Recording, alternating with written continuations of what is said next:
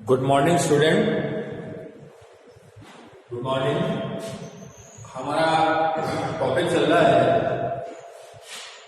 Subject भूगोल में कक्षा 11 में प्राकृतिक वनस्पति। और प्राकृतिक वनस्पति में हमने 4 प्रकार के जो वन है, प्राकृतिक वनस्पति किसे कहते हैं, वन किसे कहते हैं, वनस्पति जात किसे कहते हैं, किस प्रकार के तत्व जो होते हैं वो इनको प्रभावित करते हैं, इन सब बातों के बारे में हमने अध्ययन किया। उसके बाद में पूरे भारतवर्ष को जलवायु की विशेषताएं और तापमान की विशेषताओं के आधार पर पूरे वनस्पति क्षेत्र को 5 वर्गों में वर्गीकृत किया गया, जिसमें 4 का हमने अध्ययन कर लिया। 5वां जो वर्गीकरण है उसका अध्ययन करेंगे। पहला वर्गीकरण था उष्णकटिबंधीय सदाबहार वन, दूसरा था उष्णकटिबंधीय पतझड़ वन, तीसरा था उष्णकटिबंधीय कंटीले वन और चौथा था पर्वतीय वन। और पर्वतीय वन जो कल हमने किया था उसमें 2 हिस्से किए थे, 2 पर्वतीय हिस्सों के बारे में अध्ययन किया था कि प्राकृतिक वनस्पति में पर्यावरणीय व्यवस्थाओं को ध्यान में रखते हुए भारत को मुख्य रूप से 2 पर्वतीय क्षेत्रों में विभाजित किया गया है। तो इसी के संदर्भ में आज हम जो अध्ययन करेंगे वो उसके 5वें प्रकार का करेंगे वर्गीकरण में। और इसके संदर्भ में 5वां जो प्रकार है उसको बोलते हैं वेलांचली, ठीक है ना।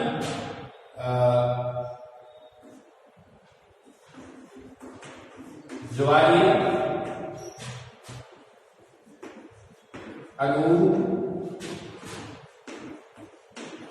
मैंग्रोव, ठीक है ना।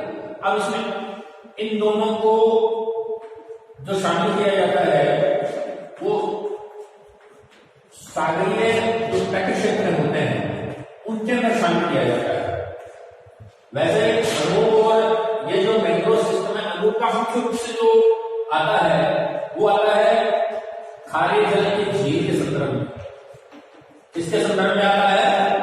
खारे जल की झील के संदर्भ में अणु को लिया जाता है। वही वेलांचली का तात्पर्य होता है जो आर्द्र भूमि के रूप में होता है ना, जो आर्द्र भूमि यानी जहां जलाशय क्षेत्र ज्यादा मिलते हैं उन क्षेत्रों के रूप में, चाहे वो मीठे पानी की झील हो, चाहे वो खारे पानी की झील हो, नदियों का क्षेत्र हो, तालाब का क्षेत्र हो, है ना, उन सभी क्षेत्रों के लिए जो आर्द्र भूमि का रूप होता है उसको वेलांचली के नाम से जानते हैं, आर्द्र भूमि। और अणु का मतलब है जो खारे पानी की झीलें हैं उनके संदर्भ में लेते हैं। अब इसका दोनों रूपों में आ सकता है। स्थलीय भाग की जो खारे पानी की झीलें हैं इसके संदर्भ में भी लिया जा सकता है, और जो सागर तट के ऊपर जो झीलें बनती है उनको भी हम क्या कहते हैं, अणु झीलें बोलते हैं, खारे पानी की झीलें बोलते हैं। मैंग्रोव एक प्रकार की वनस्पति है, तो इसके आधार पर भी इसका विभाजन किया गया है कि कहां कहां इस प्रकार के वन पाए जाते हैं, ठीक है ना। ज्वारीय वन यानी समुद्र तटीय क्षेत्रों पर पाए जाने वाले जो वन है उन्हें ज्वारीय वन कहते हैं। खास करके ऐसे वन जो देखने को मिलते हैं वो समुद्र तट के पास मिलते हैं, या जो द्वीप समूह के तटीय क्षेत्र है वहां ऐसे वन देखने को मिलते हैं। थोड़ा सा विस्तार से इसको बताया है, ठीक है ना, कंफ्यूज मत होना। तो ये जो क्षेत्र है इनके अनुसार अगर देखें तो आपके 2 ही भाग मिलते हैं इसमें, वेलांचली और अणु। इन्हीं को हम आगे जाकर ज्वारीय वन कह सकते हैं, मैंग्रोव वन भी कह सकते हैं। जब एक क्लासों में आप जाओगे, ठीक है ना, तो उसमें इनके विभाजन का अलग स्वरूप आएगा, ठीक है ना। तो इस तरीके से प्राकृतिक रूप से इनका विभाजन किया गया है। अगर देखें तो पूरे भारत में 70% भूमि जो है, ठीक है ना, जो आर्द्र भूमि पाई जाती है, आर्द्र तथा अनु आवास पाए जाते हैं। आवास मतलब है इनमें रहने वाले जीव जंतु जो हैं, ठीक है ना, उनकी व्यवस्था के आधार पर है कि आर्द्र और अणु के तो आर्द्र और अणु आवास जो है वो जो पाए जाते हैं पूरे भारत के अंदर, तो 70% जो है उन आवासों के अंदर जो भारत के आर्द्र और अणु आवास पाए जाते हैं, इन आर्द्र भूमि में 70% हिस्से पर क्या की जाती है? चावल की खेती की जाती है। क्या की जाती है? चावल की खेती की जाती है। 70% चावल की खेती की जाती है वो आर्द्र या अणु पर जो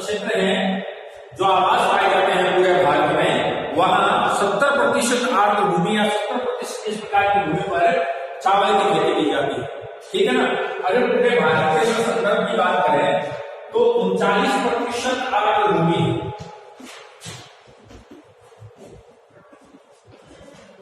अब आर्द्र भूमि का संदर्भ किससे लिया गया?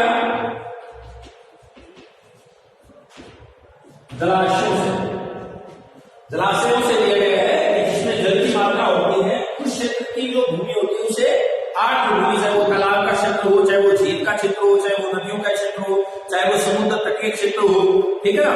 तो उन सभी क्षेत्रों में जहां जलाशय की स्थिति रहती है उस भूमि को क्या कहते हैं? आर्द्र भूमि कहते हैं। और संपूर्ण भारत में 39% क्या है? आर्द्र भूमि पाई जाती है। और ऐसी आर्द्र और अनुप भूमि जो आवासीय क्षेत्र है उनकी संपूर्ण भूमि के 70% हिस्से पर क्या बोया जाता है? चावल की खेती की जाती है।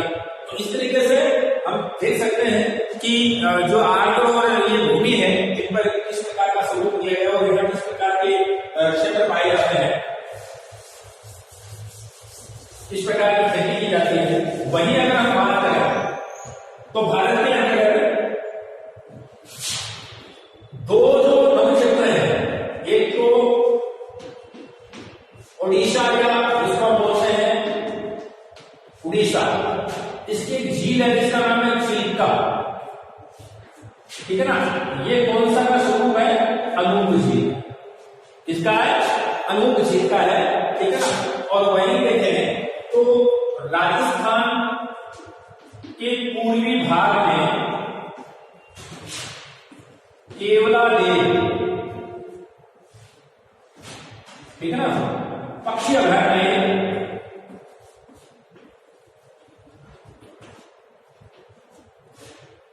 पक्षी अभयारण्य है, ठीक है ना। ये दोनों जो है, ये दोनों आर्द्र भूमि के संदर्भ में अगर देखें तो जल कुक्कुट क्षेत्र, जल कुक्कुट का मतलब है जल के जो जीव है ना, उनके संदर्भ में इसको लिया गया है। जो जलीय क्षेत्रों के जो स्वरूप आते हैं उनके जो जीव चाहे आते हैं, इन भूमियों में अंतर्राष्ट्रीय महत्व के अधिवेशन हुए हैं।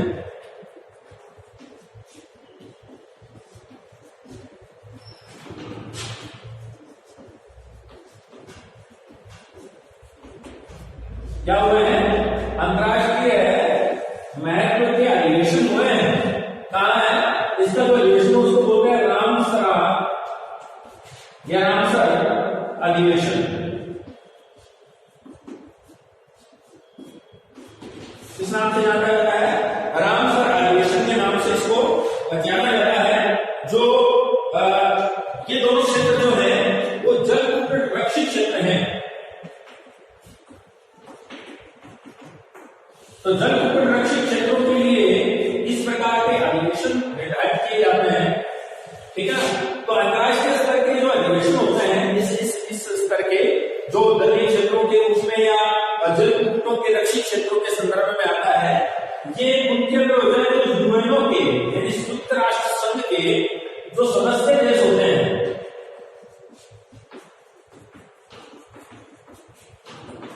उन देशों के बीच में होता है। ऐसा अधिवेशन जो होता है इसके मध्य होता है, जो यूएनओ के सदस्य देश होते हैं उन देशों के मध्य इस प्रकार के जो जल कुक्कुट रक्षित क्षेत्रों के अधिवेशन होते हैं, आर्द्र क्षेत्रों के अधिवेशन होते हैं, है ना।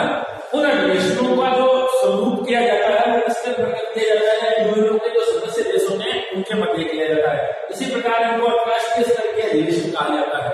रामसर अधिवेशन है इसी प्रकार का एक अधिवेशन माना गया है, ठीक है ना। तो राजस्थान और उड़ीसा इनको क्या विश्व स्तर पर भी इनके स्वरूप में अधिवेशन किया गया है। तो ये आर्द्र क्षेत्र है या झील का क्षेत्र है, समुद्र तटीय क्षेत्र के अंदर जो झील का लिया है ये अनूप झील का उदाहरण है। वही राजस्थान के पूरे केवलादेव पक्षी अभयारण्य यहाँ और विश्व में रूस से चल के रशिया से चलकर आने वाले जो सारस होते हैं, ठीक है ना, वो यहाँ आते हैं, ऋतु प्रवास करते हैं। यहाँ पर ऋतु के अनुसार यहाँ आते हैं, ऋतु के अनुसार वापस चले जाते हैं। तो ये इसलिए इसको अंतर्राष्ट्रीय महत्व के संदर्भ में रखा गया है। वही अगर हम बात करें पूरे भारत को, तो पूरे भारत को 8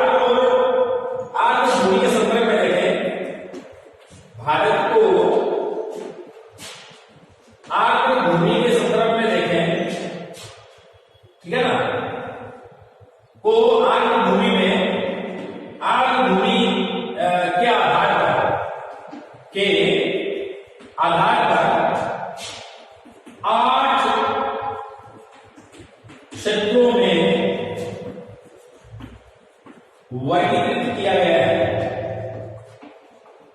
कितने क्षेत्रों में वर्गीकृत किया है? 8 क्षेत्रों में वर्गीकृत किया है। इसके क्षेत्रों को लिखेंगे और दूसरी साइड में डायग्राम से उन क्षेत्रों के बारे में जानकारी हम देंगे, ठीक है ना।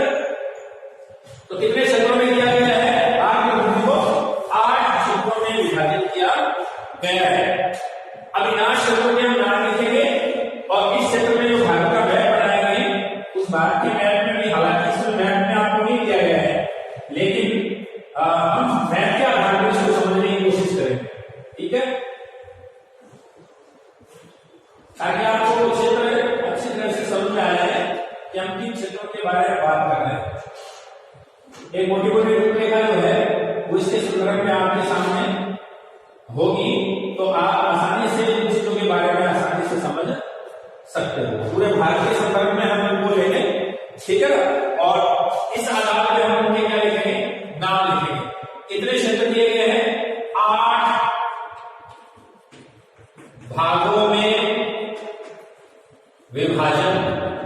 अब ये विभाजन गणितीय दृष्टि से किया गया है कि कितने क्षेत्रों में इसका विभाजन किया जाता है। ये भूमि जो है वो कौन सी भूमि पाई जाती है? आर्द्र भूमि पाई जाती है। अब आर्द्र भूमि कौन सी होती है? जो जलाशय के क्षेत्र में होती है। अब जलाशय का मैंने बता दिया, जलाशय में अंदर क्या क्या आएंगे? तालाब आएंगे, झील आएंगी, चाहे वो मीठे पानी की हो चाहे वो खारे पानी की हो, नदियां आएंगी, छोटी नदियां बड़ी नदियां जो भी इसके संदर्भ में आती है। समुद्र तट के पास में जो डेल्टाई क्षेत्र होते हैं, जहां नदियां अपना जल समुद्र में डालती है, उससे पहले जो मृदावान क्षेत्र होता है उस क्षेत्र को हम क्या कहते हैं? डेल्टाई क्षेत्र कहते हैं। जो नदियों के द्वारा लाए गए अवसाद से वो भूमि बनती है, तो डेल्टाई क्षेत्र को इसमें शामिल करते हैं, ठीक है ना। तो इस समुद्र तट का क्षेत्र हो गया। समुद्र तट के पास जो झील होती है, उन झील वाले जैसे चिल्का झील बताया मैंने, चिल्का झील वो समुद्र तटीय क्षेत्र में खारे पानी की झील है। तो झीलें कैसी क्यों? झीलों को हम शामिल करेंगे, तालाबों को शामिल करेंगे, नदी क्षेत्रों को शामिल करेंगे, ठीक है ना। इसके अलावा जो बर्फ वाले हिस्से हैं, जो हिम वाले हिस्से हैं, उन हिम क्षेत्रों के मध्य जो झील क्षेत्र पाए जाते हैं, जहां नदियों का उद्गम होता है, उन क्षेत्रों को भी हम आर्द्र भूमि में शामिल करेंगे। जैसे जम्मू कश्मीर और लद्दाख का क्षेत्र है, उन क्षेत्रों को भी इसमें शामिल करेंगे, ठीक है ना। समुद्र तट के हिस्से को हम इस तरह शामिल करेंगे। ये लगभग जितने भी जलाशय के क्षेत्र में संदर्भ आएगा उनको हम यहाँ पर करने की कोशिश करेंगे। तो इसमें टॉपिक वाइज हम इसको लिखते हैं, ठीक है ना। पहला क्या है? देखिए, दक्षिण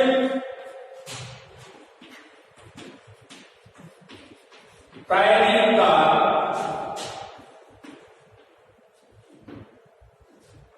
दक्कन का पठार, ये मैंने बताया हुआ है, दक्कन का पठार, ठीक है ना। दक्कन का पठार आ गया, ठीक है ना। और दक्कन के पठार के साथ साथ प्रायद्वीप भारत का हिस्सा आ गया, दक्कन का पठार ही हिस्सा आ गया। पश्चिमी घाट का जो हिस्सा है, या ऐसा कह सकते हैं दक्षिणी पश्चिमी क्षेत्र, पहला जो हिस्सा बनेगा वो ये बनेगा। इसको हम एक नंबर में ले सकते हैं कि प्रायद्वीप भारत का जो दक्षिण का पठार है, दक्कन का जो पठार है, इस दक्कन के पठार का क्षेत्र और दक्षिण पश्चिमी जो क्षेत्र है भारत का, जो दक्षिण पश्चिम प्रायद्वीप क्षेत्र, इसको हम ऐसे कह सकते हैं प्रायद्वीपीय क्षेत्र, ठीक है ना। तो पहला जो भाग बनेगा इसका आर्द्र भूमि के अंदर जो विभाजन किया गया 8 भागों का, उसमें पहला जो हिस्सा किया गया है वो किसके अंतर्गत किया गया है? दक्षिण के पश्चिमी घाट के हिसाब से इसका नाम दिया गया है, इसकी 8 भूमि दी गई है। उसके बाद में दूसरा जो दिया गया है वो राजस्थान, गुजरात तथा कच्छ के रण का आर्द्र भूमि की आर्द्र भूमि, या उसको हम क्षेत्र मान सकते हैं, ठीक है ना। तो राजस्थान में गुजरात तथा कच्छ का जो क्षेत्र आता है, उसके अंतर्गत जो आर्द्र भूमि है उसको दूसरे भाग में हम क्या करते हैं? विभाजित करते हैं, 2 हिस्सों में इसका विभाजन करते हैं। तीसरा है जो केवलादेव, केवलादेव कहां है? राजस्थान और गुजरात के, ऐसा कि गुजरात और राजस्थान के पूर्व में जो केवलादेव तथा जो मध्य प्रदेश है के मीठे पानी की झील क्षेत्र, ठीक है ना। तीसरा जो हिस्सा इसका आर्द्र भूमि का बांटा गया है, वो बांटा गया है गुजरात और राजस्थान के पूर्व में, ठीक है ना। तो पूर्व में जो मध्य प्रदेश का हिस्सा लगता है उस क्षेत्र के अंदर केवलादेव घनापक्षी अभ्यारण्य और मध्य प्रदेश के जो मीठे पानी की झील है उन पूरे क्षेत्र को एक आर्द्र भूमि के अंतर्गत शामिल किया गया है कि वहां इस प्रकार के वन पाए जाते हैं। चौथा जो हिस्सा रहता है इसमें मध्य प्रदेश की झीलों को भी लेते हैं और केवलादेव अभी मैंने बताया केवलादेव घनापक्षी अभ्यारण्य जो था उसको अंतरराष्ट्रीय स्तर पर एग्रीगेशन हो चुके हैं वहां पर, ठीक है ना। तो उनको आपको ध्यान रखना है, ठीक है ना। इसके अलावा पूर्वी घाट जो है, पूर्वी घाट की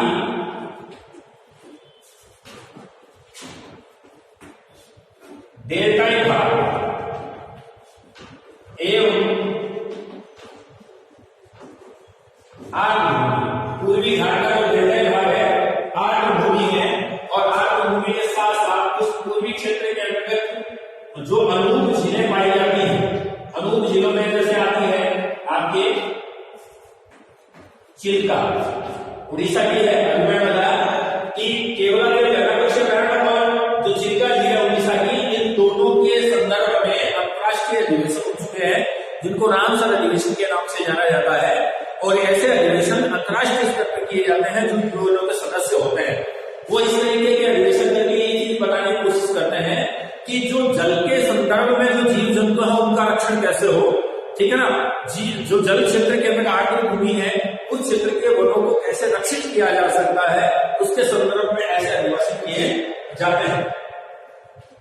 पांचवा जो क्षेत्र आता है वो आता है गंगा के मैदान का हिस्सा, ठीक है। गंगा के मैदान के जो गंगा का मैदान है,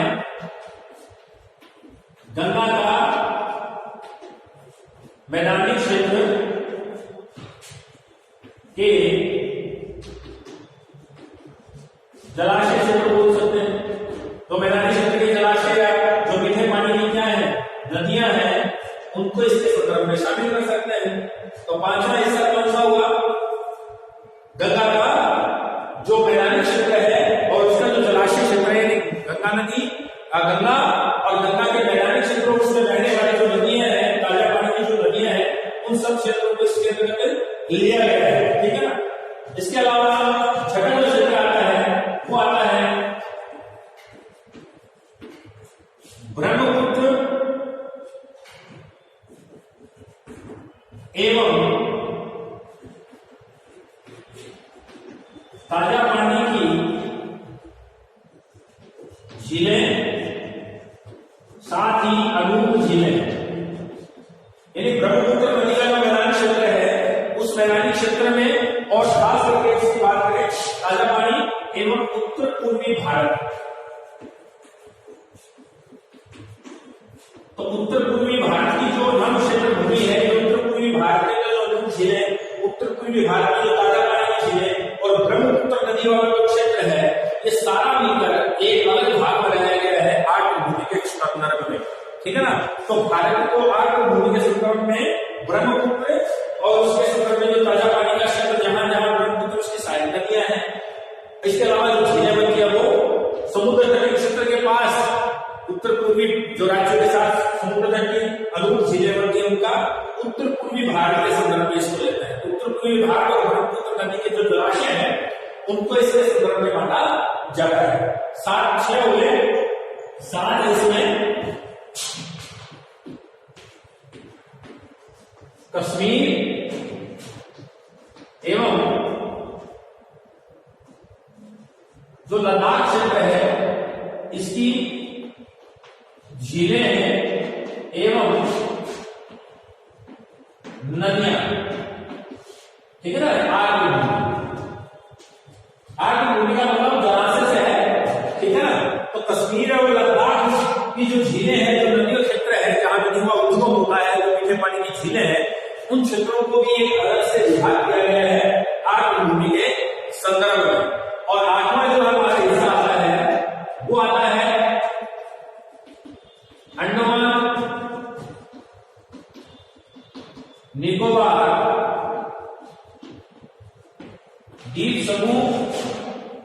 तथा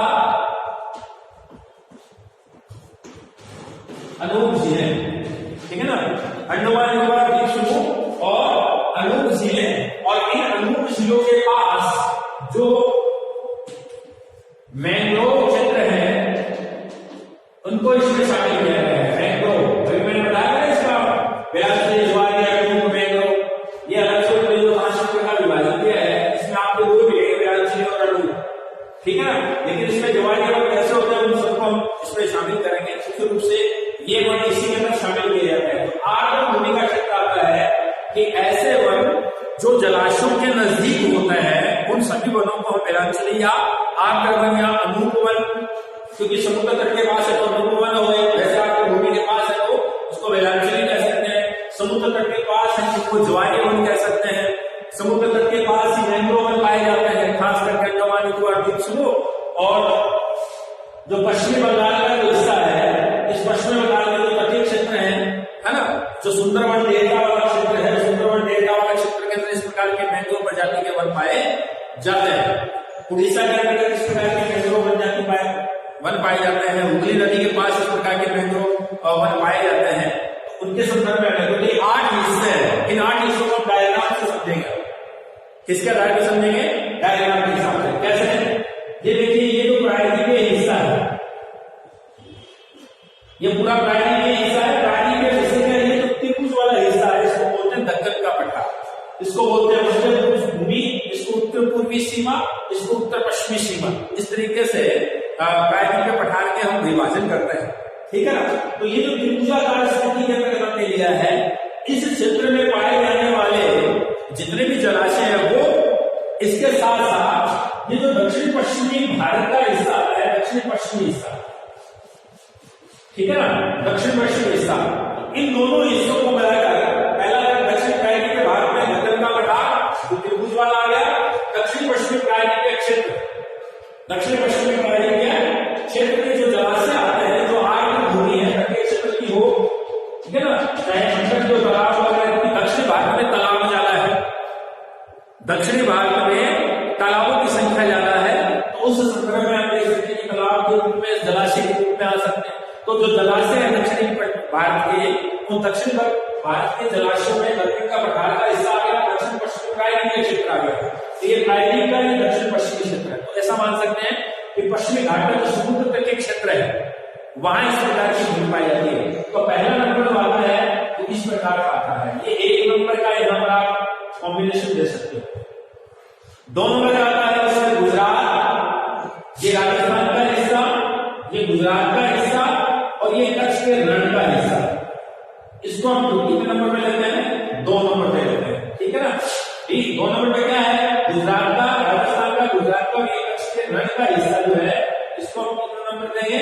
2 नंबर में शामिल करेंगे, ठीक है। तीसरा जो आता है वो आता है केरल में मध्य प्रदेश के झील वाला क्षेत्र। तो देखिए, मध्य प्रदेश का क्षेत्र ये है, राजस्थान का जो पश्चिमी क्षेत्र है, पूर्वी क्षेत्र है, इस पूर्वी क्षेत्र का जो भरतपुर का जो क्षेत्र आता है वो मध्य प्रदेश के मीठे पानी की झीलों वाला क्षेत्र, ये किसमें आता है? 3 नंबर में आता है। देखिए, यहां अगर राजस्थान का हिस्सा बनाए हैं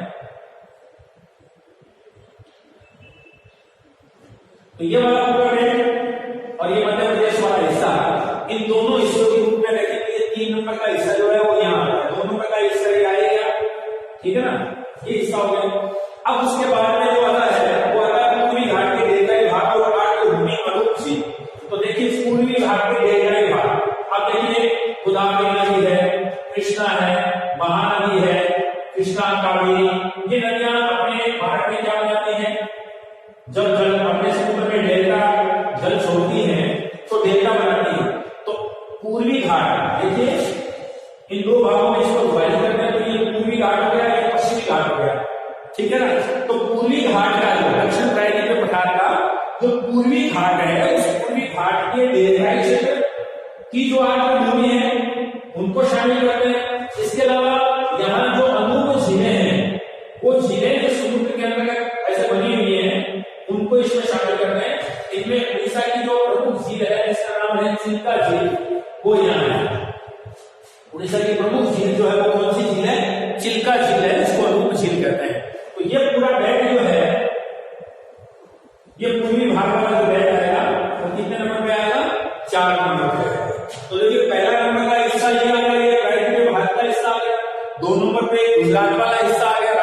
हिस्सा आ गया। 3 नंबर पे केवलादेव वाला आ गया हिस्सा, जो पूर्वी राजस्थान के अंतर्गत है और मध्य प्रदेश की मीठे पानी की झीलें हैं उसके संदर्भ में ले लिया। नेक्स्ट जो आया वो कौन सा आया, 4 नंबर पे आया। तो ये है कि जो पूर्वी घाट है, इस पूर्वी घाट में जो देवघाटी क्षेत्र है, जो हमारे देवघाटी क्षेत्र है, जो नदियों द्वारा गोदावरी, कृष्णा, कावेरी, महानदी, इन नदियों के द्वारा जो देवघाट बनाए जाते हैं, देवघाट वाले क्षेत्र में जो आर्द्र भूमि इसको इसमें शामिल किया गया है। तो पूर्वी घाट के इन सभी देवघाटी क्षेत्र और इनमें पाए जाने वाली जो अनूप झीलें हैं, जो समुद्र तटीय क्षेत्र के ऊपर झीलों का निर्माण होता है, ऐसी झीलों को हम कहते हैं अनूप झीलें, ठीक है ना। तो वो खारे पानी की झील होती है। चिल्का झील इसका प्रमुख उदाहरण माना जा सकता है पूरे भारतवर्ष में, ये उड़ीसा के अंदर।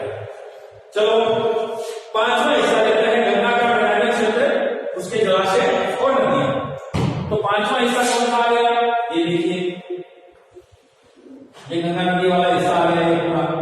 तो इसको कौन सा हिस्सा करेंगे, 5वां हिस्सा करेंगे। ये जो हिस्सा है इसको हम कौन सा हिस्सा करेंगे, इसको मैं डायग्राम से बनाऊंगा अभी, बाकायदा इसके कनेक्शन होगा। एक बार मैं आप समझा रहा हूं आपको, तो डायग्राम पूरा बनाऊंगा तो आपके समझ में आ जाएगा और संकेत भी उसके बनाते हैं।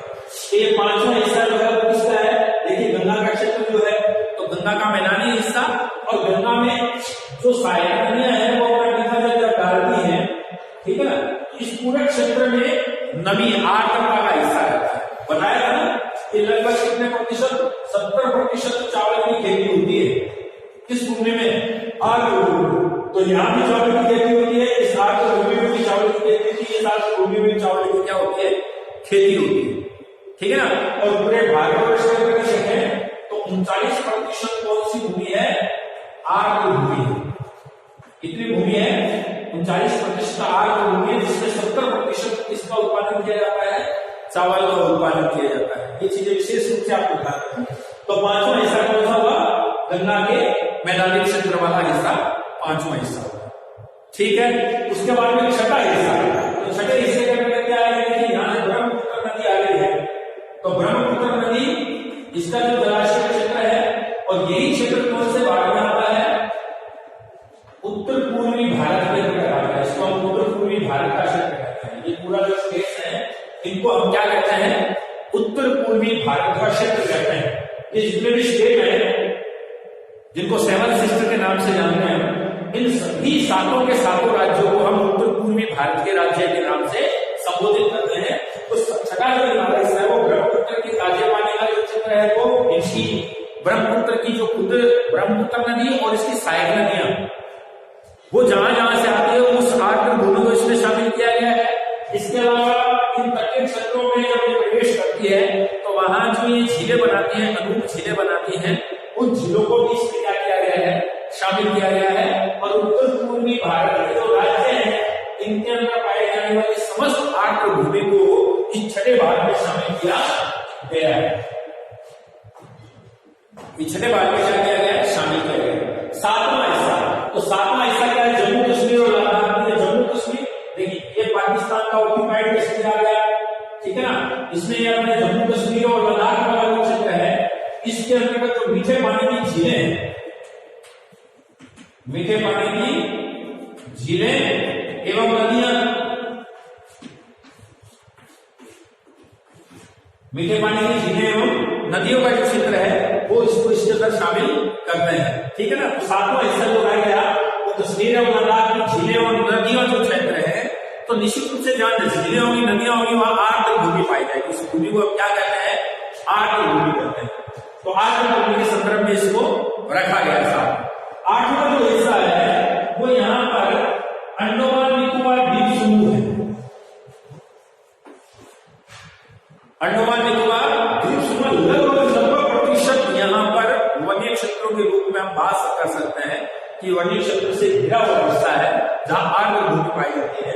8वां हिस्सा जो आता है वो आता है, जो हमारा 8वां भाग है वो है अंडमान निकोबार द्वीप समूह, और उसके पास पाए जाने वाले जो तटीय क्षेत्रों पर अनूप झीलें हैं, उन क्षेत्रों को इसमें क्या करते हैं, हम शामिल करते हैं। और इसी के संदर्भ में कि इस तटीय क्षेत्र पर जो मैंग्रोव प्रजाति के वन पाए जाते हैं, उन मैंग्रोव प्रजाति के वनों के क्षेत्र को भी इस आर्द्र भूमि के अंदर शामिल करते हैं। ये वे आर्द्र भूमि क्षेत्र है जहां पर वन पाए जाते हैं।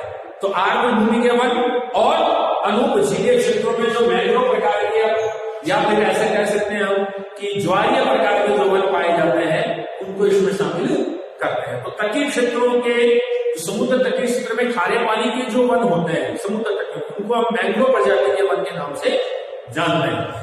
और उन्हीं का नाम होता है ज्वारीय वन, क्योंकि तटों के पास ही ज्वार आता है और उन ज्वार वाले तटीय क्षेत्रों के पास जो वनीय क्षेत्र विकसित होता है उसे हम कहते हैं ज्वारीय वन।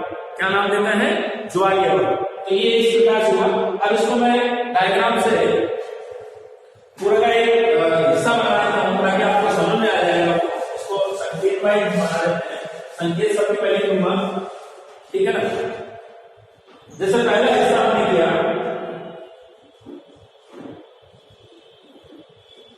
आप इसी तरीके से इसको समझने की कोशिश करना और डायग्राम को बना के क्या करना ताकि कोई भी चीज जब आपको बतानी हो तो आप आसानी से डायग्राम के माध्यम से समझकर और डायग्राम के आधार पर जब बनाने की कोशिश करोगे तो शायद वो चीज अच्छी तरह से क्या होगी, समझ में आएगी। ठीक है ना। इसको आप इसमें शामिल कर लें।